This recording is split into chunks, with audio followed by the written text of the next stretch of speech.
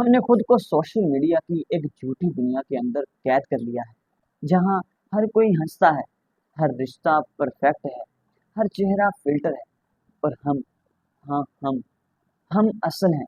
اسی وجہ سے ہم ٹوٹتے ہیں، کیونکہ سوشل میڈیا پر نظر آنے والی ہر چیز حقیقت نہیں ہوتی۔ اصل زخم یہ نہیں ہے، اصل زخم یہ ہے کہ ہم نے خود کو اللہ تبارک و تعالیٰ سے دور کر لیا ہے۔ جب ہم نے نماز چھوڑ دی، ہم نے اللہ تبارک و تعالیٰ سے دعا کرنا چھوڑ دی، ہم نے سجدہ کرنا چھوڑ دیا، ہمارا دل خالی ہو گیا، اور اس خالی دل میں ڈپریشن نے جگہ بنا لی، ہمارے اندر بے سکونی بھر گئی، اللہ تبارک و تعالیٰ سے نا امید ہو گئے۔ لیکن قرآن پاک ہمیں پکارتا ہے اور کہتا ہے وَلَا تَقْنَطُوا مِن رَحْمَتِ اللَّهِ، اور اللہ تبارک و تعالیٰ کی رحمت سے نا امید مت ہو۔